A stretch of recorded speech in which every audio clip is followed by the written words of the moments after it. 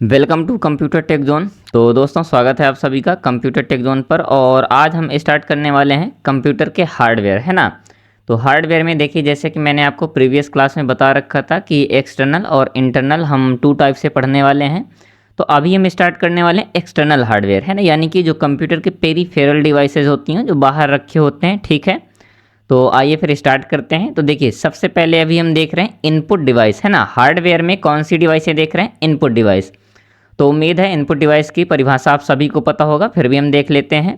Input device वे उपकरण हैं जो उपयोगकर्ता से डेटा और निर्देश स्वीकार करते हैं, है ना। ये मानवीय निर्देशों को डिजिटल यानी कि बाइनरी संकेतों में क्या करते हैं? बदलते हैं। अब बाइनरी नंबर आप जानते होंगे 0 1, है ना। तो इस फॉर्म में ये चेंज करके कंप्यूटर को क्या देते हैं? इंस्ट्रक्शन देते हैं। जैसे कि आपका कीबोर्ड हो गया, माउस, स्कैनर, ये सभी क्या है? तो आपके इनपुट डिवाइस हैं, ठीक है। तो सबसे पहले देखिए, सबसे प्राथमिक इनपुट डिवाइस कौन सी है? तो आपकी कीबोर्ड है ना। कौन सा? कीबोर्ड। अब देखिए, कीबोर्ड का आविष्कार कब हुआ था? तो कीबोर्ड का आविष्कार हुआ था 1868, है ना। 1868 क्रिस्टोफर लैथम सोल्स के द्वारा। किसके द्वारा? Christopher Latham Sholes. दोबारा रिपीट करूंगा मैं, याद रखिएगा, Christopher Latham Sholes. Okay, next देखते हैं। ये CUI है ना, यानी कि कैरेक्टर यूजर इंटरफेस पर आधारित है, बिल्कुल। आगे देखते हैं। एक सामान्य कीबोर्ड में 104 से 108 क्या होती हैं? कीज होती हैं, ठीक है। अब देखिए, यहाँ पर कीबोर्ड का थोड़ा सा ओवरव्यू देख लेते हैं। यह सबसे प्रमुख इनपुट युक्ति है ना, बिल्कुल, जो कि कंप्यूटर के टाइपराइटर के समान दिखती। टाइपराइटर की तरह बहुत सी बटन या कुंजियाँ होती हैं। इन कुंजियों को दबाकर कोई भी पाठ जैसे शब्द, संख्याएं, चिन्ह आदि क्या किए जा सकते हैं? टाइप किए जा सकते हैं। इसका प्रयोग कंप्यूटर में डेटा एवं निर्देशों को कंप्यूटर की मेमोरी तक पहुंचाने के लिए किया जाता है, ठीक है, बिल्कुल। अब देखिए, ये आपके सामने है, क्या है? कीबोर्ड, ठीक है। और कीबोर्ड का एक शॉर्ट हम रिकॉर्ड कर देंगे जिसमें हम सभी बटन्स के बारे में यानी कीज़ के बारे में बात कर लेंगे, ठीक है। आप देख सकते हैं यहाँ पर ये दिए गए आपका नम पैड, है ना। और जबकि लैपटॉप में सिर्फ ये इधर साइड की कीज़ होती हैं, है ना, फंक्शन की हो गई, ये कीज़ सभी होती हैं, लेकिन नम पैड नहीं होता है, ठीक है। इसकी विशेषताएं क्या हैं? तो इसके द्वारा डेटा को कंप्यूटर में सही तरीके से क्या किया जाता है? भेजा जा सकता है। और इसमें विभिन्न प्रकार के तरीकों से डेटा को भेजा जा सकता है। यस, आगे देखते हैं।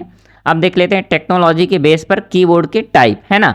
तो देखो, वायर्ड कीबोर्ड होता है ना, जो कि क्या होता है? वायर के माध्यम से कनेक्टेड होता है, जैसे कि PS2, और क्या होता है? USB केबल्स के द्वारा, ठीक है।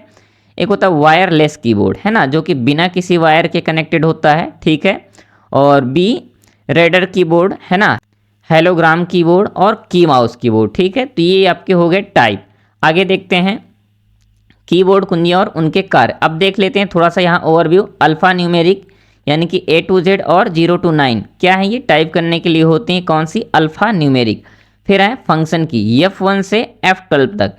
हाँ, इसमें एक सबसे स्पेशल है, कौन सी? F5। F5 किसके लिए?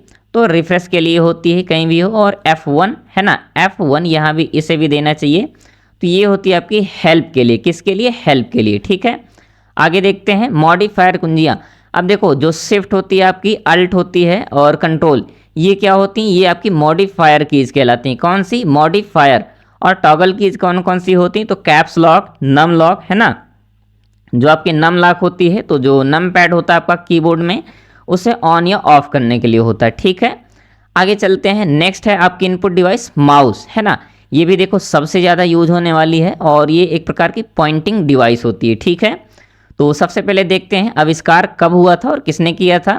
तो 1964। कब? 1964 डगलस सी एंजल बर्ड के द्वारा। किसके द्वारा? डगलस सी एंजल बर्ड के द्वारा। और देखिए, यह एक GUI यानी कि ग्राफिकल यूजर इंटरफेस आधारित क्या है? डिवाइस है। इसका उपयोग आइटम को सिलेक्ट करने, ड्रैग करने, है ना, और हाँ, चित्र बनाना, गेमिंग, इन सभी में किया जाता है। हालांकि गेमिंग के लिए तो स्पेशल होती है आपकी जॉय स्टिक, लेकिन माउस का भी यूज किया जाता है, ठीक है। आगे देखते हैं। अब देखते हैं यहाँ पर माउस को हाथ से पकड़कर चलाई जाने वाली एक इनपुट युक्ति है ना। यह केबल द्वारा USB से कनेक्टेड रहता है, और इसका उपयोग मॉनिटर के पर्दे पर कर्सर को कंट्रोल करने के लिए, बिल्कुल आप देखते होंगे, ये जो कंप्यूटर की क्या होती है? कर्सर, इसे कंट्रोल करने के लिए किया जाता है। और ये एक छोटी डिब्बी के आकार का होता है, जिसे हाथ से पकड़कर समतल पैड पर क्या किया जाता है? सरकाया जाता है, जिसे माउस पैड कहते हैं। देखो अगर कहीं आप इंटरव्यू दे रहे हो तो वहाँ पर पूछ लिया जाता है कि माउस को जिस पर पकड़ के क्या किया जाता है, इधर उधर क्या किया जाता है, ड्रैग किया जाता है, उसे क्या बोलते हैं? तो दोस्तों उससे बोलते हैं माउस पैड। ओके, अब माउस के ऊपर 2 बटन होते हैं, वैसे 2 कहना गलत होगा, 3 बटन होते हैं ना। देखो इधर साइड एक हो गया और इधर साइड हो गया। तो देखो जिसे क्या बोलते हैं, एक को लेफ्ट क्लिक और एक को राइट क्लिक, और जो बीच में होता है स्क्रॉलिंग के लिए उसे स्क्रॉल व्हील बोला जाता है। ठीक है, आगे देखते हैं इसकी विशेषताएं। इसमें ऑब्जेक्ट और ऑप्शंस को आसानी से सिलेक्ट किया जाता है, बिल्कुल, और इसका पॉइंटिंग युक्ति के लिए अधिकतम क्या किया जाता है, प्रयोग किया जाता है। माउस के टाइप देख लेते हैं। तो देखो पहला है आपका मैकेनिकल माउस। इस माउस के नीचे क्या होती है, एक बॉल लगी होती है ना, जिसमें कर्सर या पॉइंटर का घुमाव बाल के घुमाव के आधार पर होता है। ठीक है, यानी कि जो नीचे बॉल लगी होती है तो जिस साइड पे वो क्या करेगी, रोटेट होगी या ड्रैग होगी, उस टाइप से आपका कर्सर कंट्रोल होगा।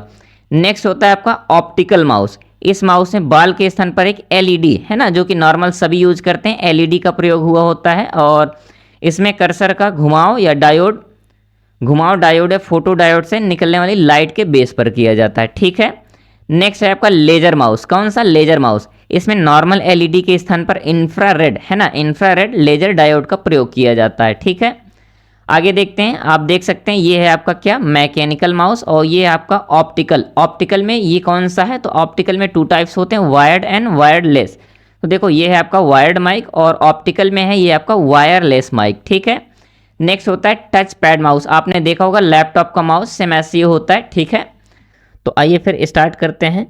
और आज देखिए हम पढ़ने वाले हैं स्कैनर और बीसीआर, एमआईसीआर, ओएमआर और ओसीआर, है ना। अब देखो स्कैनर होता क्या है, तो जो हार्ड कॉपी है उन्हें क्या करता है, डिजिटल या सॉफ्ट कॉपी में कन्वर्ट करता है। ठीक है, इसके बाद है बीसीआर, यानी कि बार कोड रीडर, जो उत्पादों के क्यूआर कोड को है ना क्या करने के लिए, रीड करने के लिए होता है। ठीक है, और फिर इसके बाद रहेगा आपका एमआईसीआर, जो कि बैंक में चेक क्लियरेंस के लिए यूज किया जाता है, और फिर इसके बाद रहेगा आपका ओएमआर, और नेक्स्ट है आपका ओसीआर। तो आइए फिर स्टार्ट करते हैं। तो देखिए सबसे पहले आप देखते हैं स्कैनर को, है ना। तो स्कैनर एक क्या है, इनपुट डिवाइस है, जिसका यूज किस लिए किया जाता है, हार्ड कॉपी यानी कि पेज को क्या करने के लिए, सॉफ्ट कॉपी में बदलने के लिए किया जाता है। पेपर पर छपी हुई सूचना को स्कैनर कंप्यूटर में सीधे तौर पर क्या करता है, इनपुट करता है, और उस इनपुट किए हुए डेटा को यानी कि डिजिटल रूप में कन्वर्ट हुए डेटा को आसानी से क्या किया जा सकता है, सॉफ्टवेयर की हेल्प से एडिट किया जा सकता है ना। ये क्या काम होता है किसका, स्कैनर का। अब देखें स्कैनर की विशेषताएं देख लेते हैं थोड़ा सा, है ना, और स्कैनर के टाइप देख लेते हैं। तो फ्लैट बेड स्कैनर, यह स्कैनर अधिक एक्यूरेट और उच्चतम गुणवत्ता की इमेज छापते हैं, यानी कि जो आपका फ्लैट बेड स्कैनर होता है वो काफ़ी हाई क्वालिटी की इमेज को क्या करते हैं, डिजिटल कॉपी में कन्वर्ट करते हैं। फिर क्या है, स्कैनर द्वारा किसी प्रिंटेड इमेज को डिजिटल फॉर्मेट में क्या किया जा सकता है, चेंज किया जा सकता है ना, और किसी भी अन्य डॉक्यूमेंट में प्रयोग भी किया जा सकता है।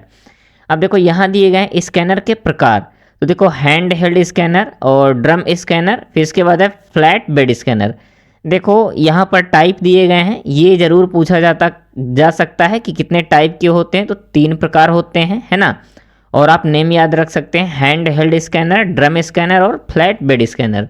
जो कि सबसे बढ़िया क्वालिटी के कौन से होते हैं, आपके फ्लैट बेड स्कैनर। तो आप ये याद रखिएगा, बाकी ये सब पढ़ने की कोई आवश्यकता नहीं है। आगे चलते हैं। अब यहाँ से देखिए बार कोड रीडर आपका आ रहा है ना।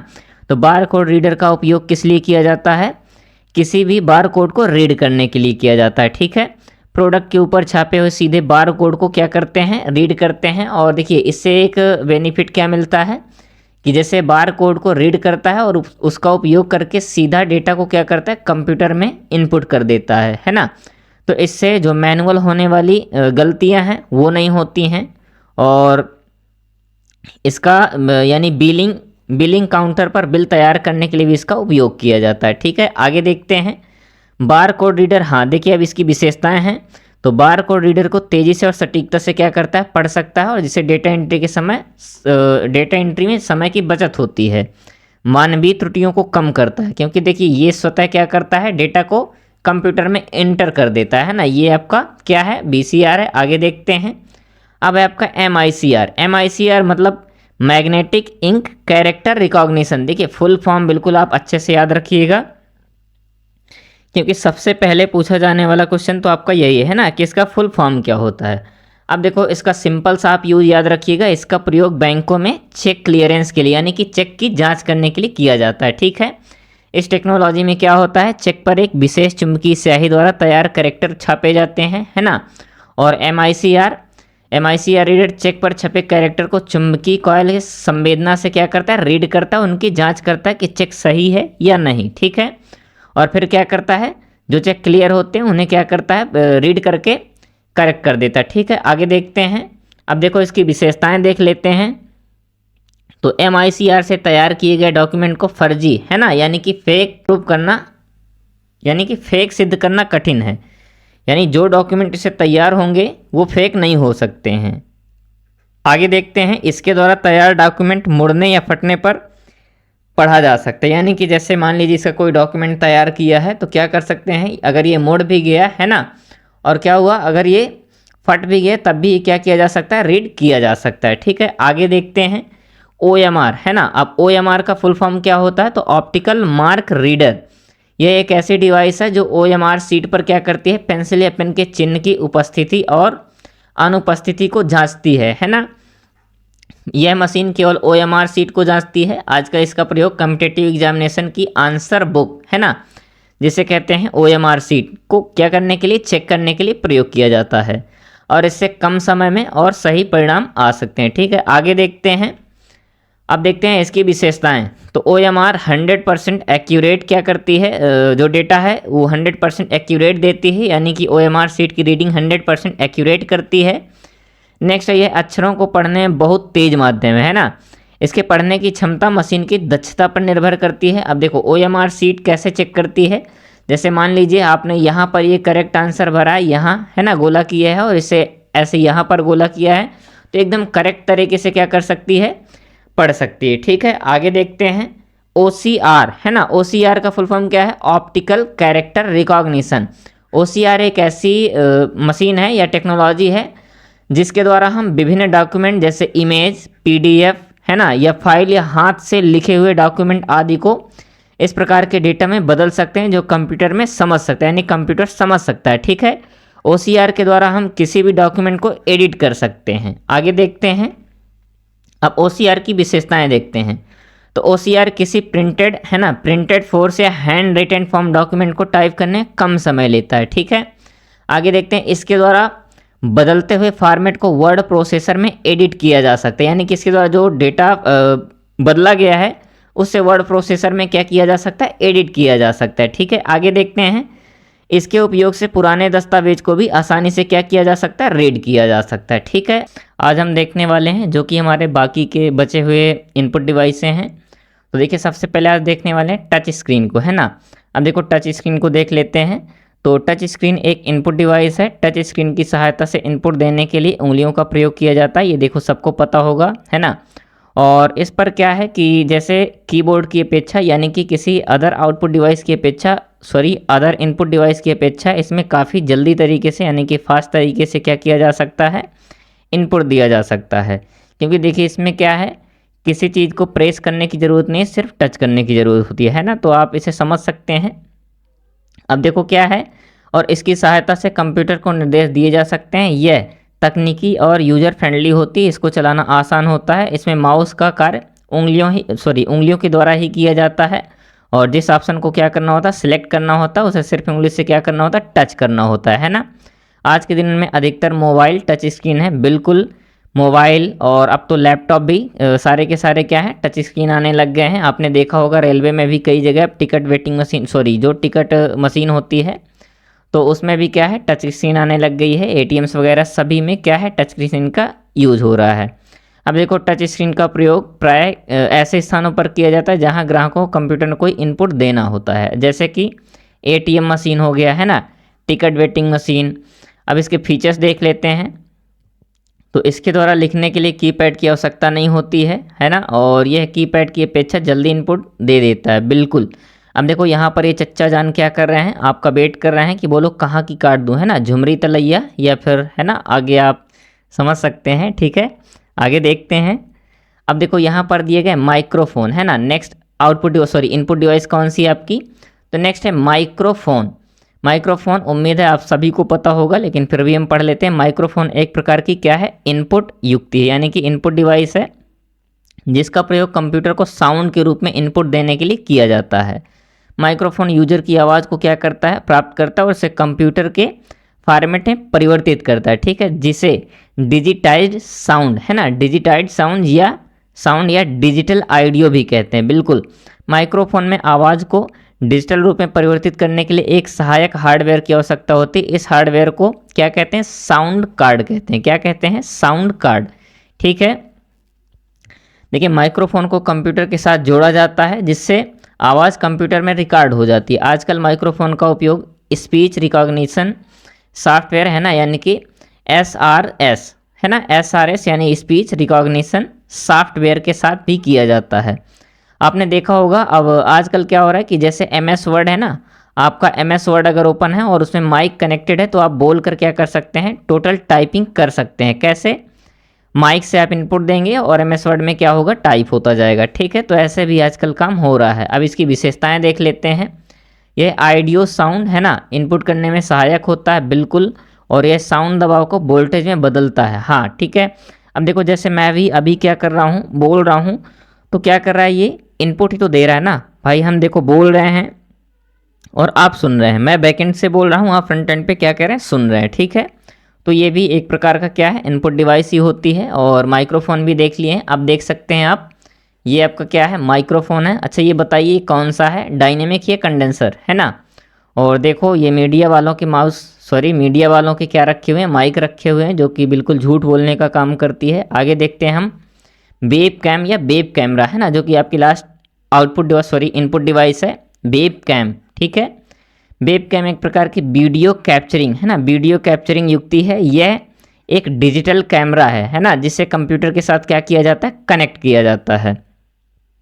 इसका प्रयोग वीडियो कॉन्फ्रेंसिंग है ना, ऑनलाइन चैटिंग आदि कार्यों के लिए क्या किया जाता है, ठीक है। इसकी सहायता से क्या कर सकते हैं, चित्र भी बना सकते हैं। यदि दो लोगों के कंप्यूटर में वेब कैमरा लगा है और वो इंटरनेट से कंप्यूटर जुड़े हैं तो क्या कर सकते हैं, वे आसानी से एक दूसरे को देखकर क्या कर सकते हैं, बातचीत कर सकते हैं, ठीक है। बाबू सोना वाला कॉन्सेप्ट, बाकी आप समझ सकते हैं। आगे देखते हैं विशेषताएं। अब विशेषताओं में देखिए, वेब कैम सुरक्षा और सामान्य विधियों पर क्या करने के लिए, नज़र रखने के लिए विभिन्न स्थानों पर लगाया जाता है, बिल्कुल, ठीक है। अगला देखते हैं क्या विशेषताएं हैं वेब कैम की। तो वेब कैम अपने कम उत्पादन और लागत और लचीलेपन के लिए जाना जाता है, ठीक है। तो उम्मीद है आप सभी को वीडियो पसंद आई होगी और जो भी इनपुट डिवाइसें हैं तो सभी को पसंद आई होंगी और आपने तीनों क्लासों को कंप्लीट किया होगा, है ना, जो कि इनपुट डिवाइस की थी। हालांकि आप टेंशन ना लीजिए, मैं एक कंप्लीट है ना, कंप्लीट क्या करूँगा, इनपुट डिवाइस की क्लास को लगा दूंगा, ठीक है, इनपुट डिवाइस, ठीक।